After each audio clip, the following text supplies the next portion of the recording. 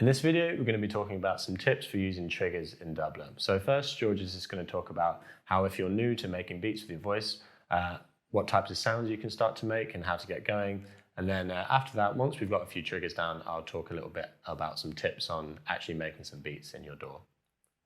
Sure, so I've already got Dubler set up here with 3 triggers, and all of these have been created using my voice.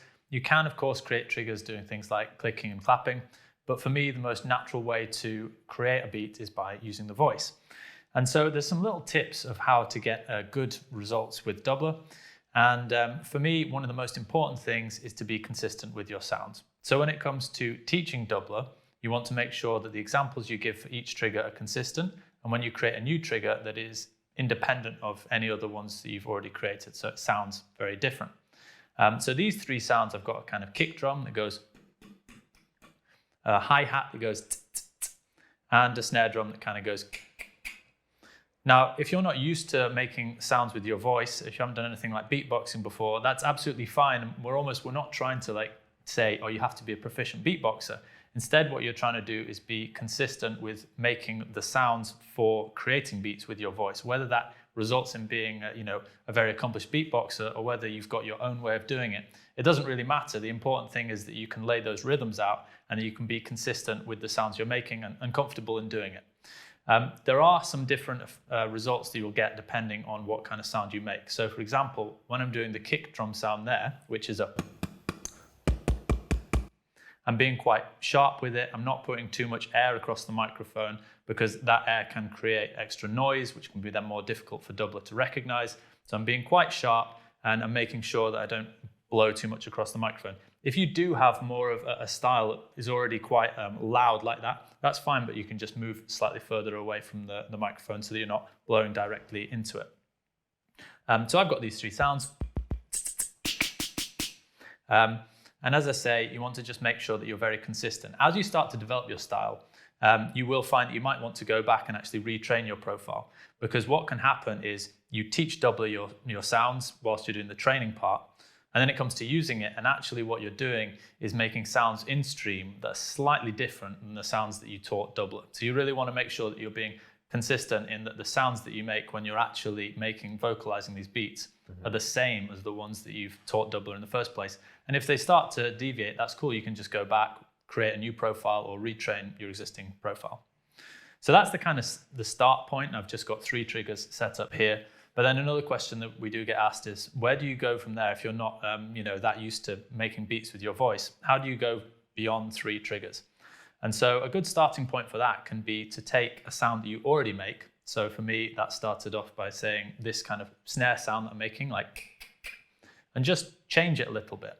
So Dubler is very good at recognizing between different distinct sounds. So long as you can be consistent between them, consistently different, then you can actually train very close sounds independently. So if I wanted to add a new one here, I've already got this snare that's and if I just add a new trigger here, and I'm going to choose a slightly different snare, so side stick, okay, perfect. So I've just chosen side stick there, and for this I'm going to take that snare sound that I had already and just change it a bit and instead go. So I'll record that sound.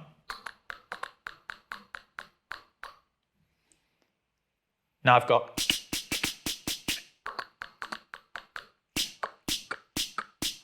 And you can do that actually with a lot of different sounds, just alter it a little bit and add a new trigger. Yeah, so I'm just going to go over to my profile now.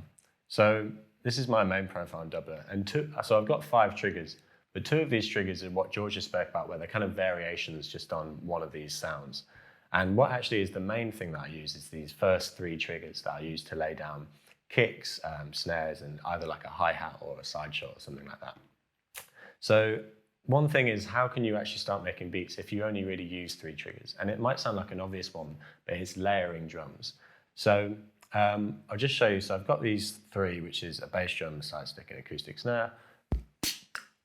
And once I've got these 3, I can just lay down something. So I'll just do a quick example in here and just lay down something simple.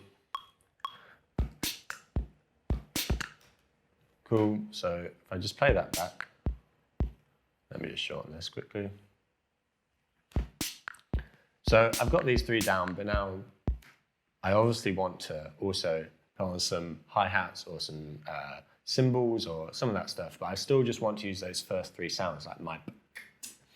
And what you can do in Dubler is a super simple thing, is that you can change the notes in here if you want to change to other sounds, or for me, I'll have another profile, so I've got one called hats and cymbals, and that's the exact same three sounds, but this time you'll see in the note drop down, they're assigned to different things. And now, so it's the same sounds, and I can just easily switch between, and I don't have to think about, oh, I can't beatbox hi-hats and snares and cymbals on top of this. I can just switch and use those same sounds to layer on.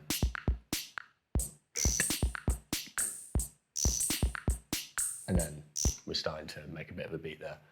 Nice. Yeah, and that's one of those things as well, is how you think about triggers, is that, like George mentioned, it's not so much beatboxing. I'm not trying to replicate sounds of drums, but it's using your voice as a MIDI controller. And I like to think of these sounds just the same as launch pads on an MPC or on an Ovation or something like that, in that you can assign whatever sample you want, any sound you want, and you're just using that sound to just trigger that. It's really important, and it allows you to expand this. 3 triggers is my kind of foundation. I've got others that I can add on in my main profile, but I can just use those first few sounds to start building beats, because I can make them kind of easily. So that was just a few tips on how you can get the most out of triggers in Dubler. If you want to see more specific examples, check out our community playlist.